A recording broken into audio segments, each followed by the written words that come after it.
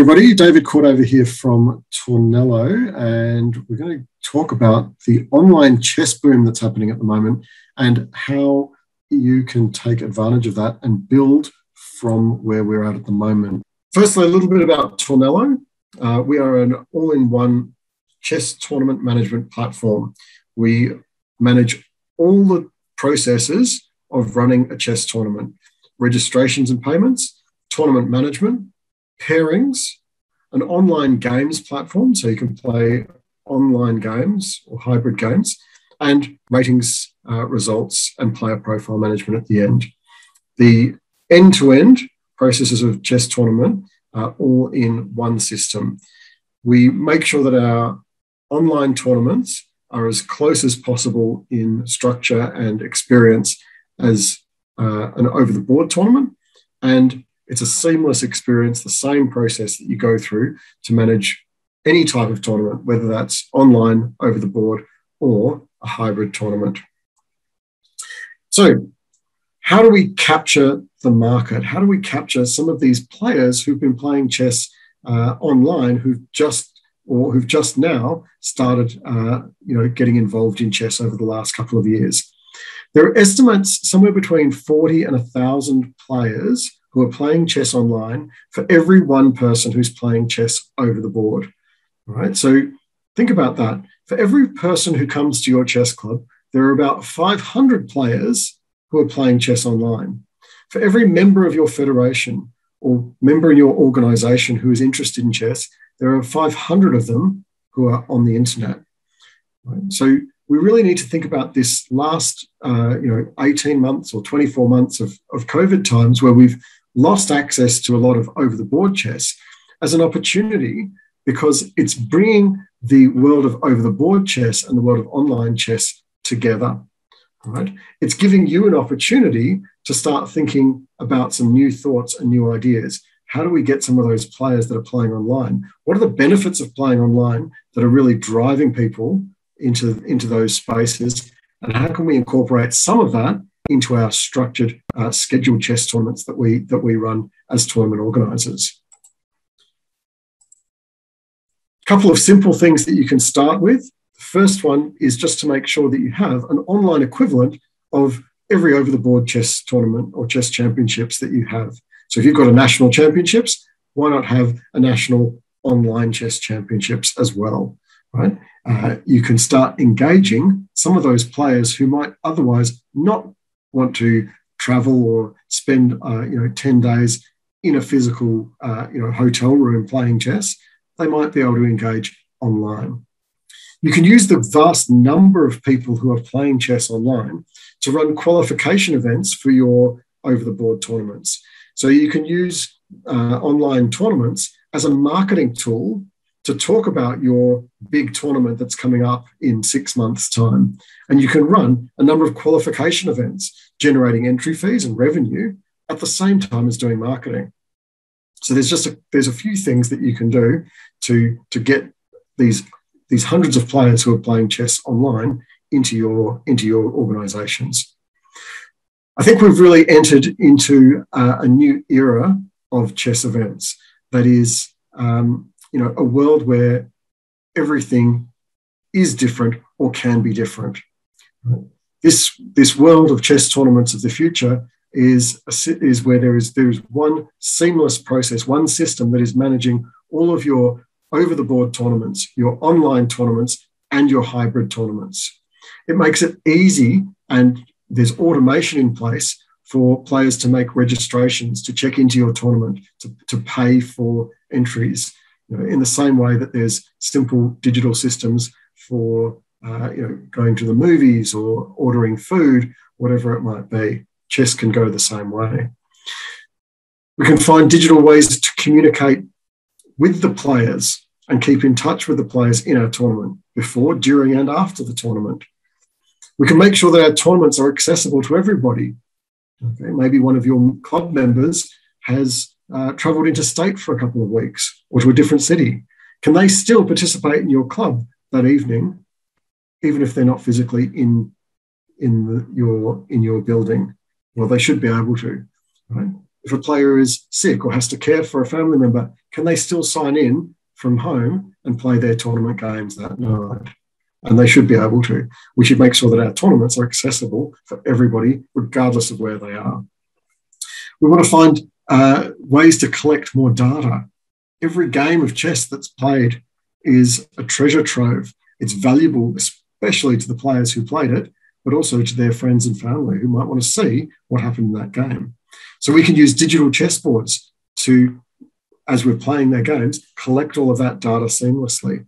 We may be able to use in some time a bring your own device where people bring their own mobile phones to the chessboard, and on the phone there's a screen and you can click the moves onto the screen, which does two things. It captures the data. So instead of writing the move on a score sheet, you've captured that move in your phone. And at the same time as capturing those games, it's broadcasting them on the internet. And never again will we have to try and take an 80-move score sheet written by a Russian grandmaster and decipher their handwriting, because all the games will be automatically recorded.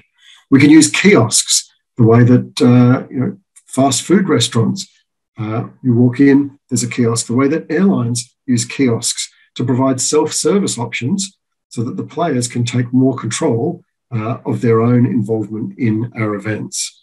Right? We might even have a system where if we've collected all of our registrations online, we can also automatically do all of our payouts, pay out the prizes to the prize winners, pay the arbiters, pay the venues, directly out of our entry fees, right? Making your job easier and smoother. We've also got to think about how streaming and entertainment becomes part of our tournaments. And I've got this theory of 100% engagement 100% of the time.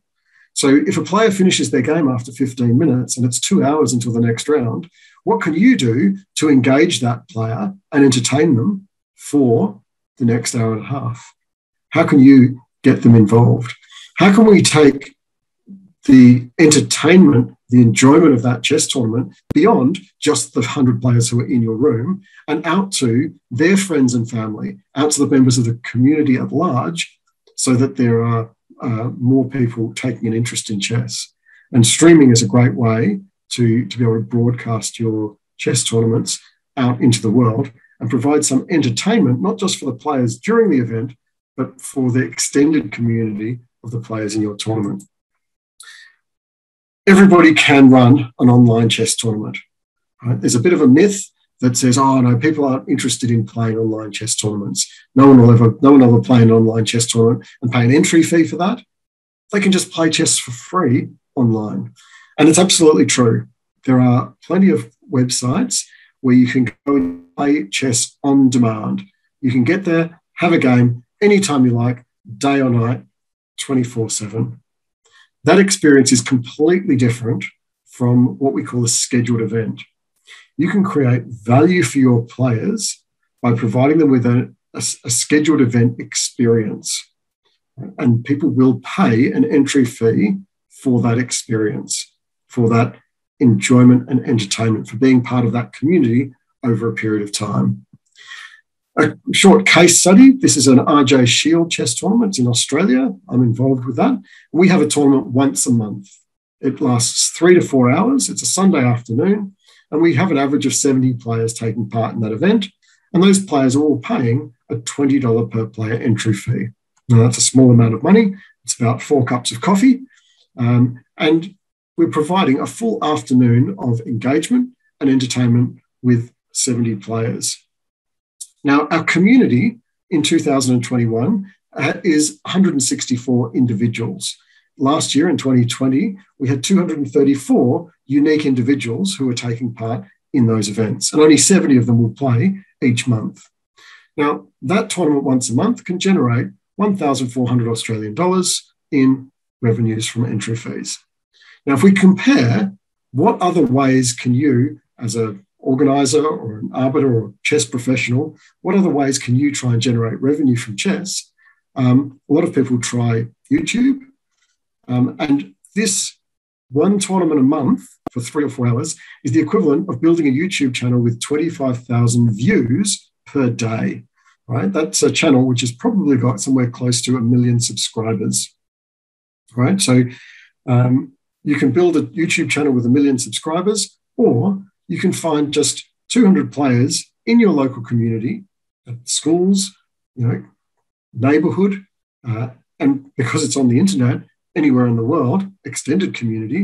And if you can find 200 players, provide them with a great tournament experience, with an experience that is as close as possible to the over-the-board experience, to the experience of an arbiter-led scheduled event, you can generate some revenue. Another common site that people are using to try and generate revenue from chess is Twitch. And that's a streaming service where you broadcast your own kind of TV channel. And a professional, Twitch streamer might be working 48 hours a week of live streaming. This is based on a case study of a real Twitch streamer. So for 48 hours a week of live streaming with 150,000 followers, you're getting somewhere between 1,500 and 5,000 views per day. That puts that Twitch streamer somewhere in the top 0.5% of streamers around the world. Right? Top 0.5% of streamers around the world. And that's about where you start making a full-time living, like a professional salary. You can generate the same revenues from streaming to 150,000 followers from running a scheduled chess tournament just 4 hours a week, not 48 hours a week, but 4 hours a week, by generating a tournament or creating a tournament where you can find 50 players paying a modest $20 per player. So with 50 players a week or 215 in a month, you can generate the same full-time professional salary as a streamer who's working 48 hours a week. Anybody can find a handful of chess players in their local community to start running online tournaments and generating some revenue. An average club, an average local chess club can do that. Right? We have the Melbourne Chess Club, local to us, and they have a tournament every single Saturday. They have an average of, last year it was 50 players. This year it's 71 players.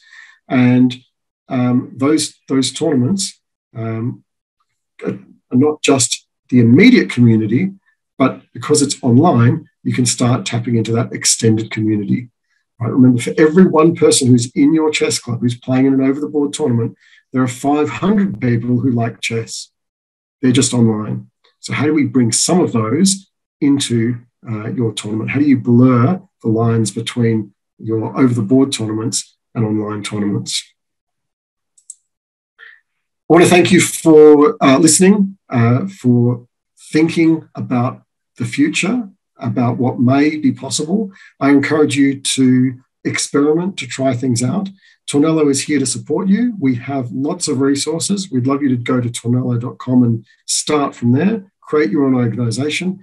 Our goal is to see better chess tournaments all over the world, and we'd love to be part of your journey in helping that happen. Thank you very much.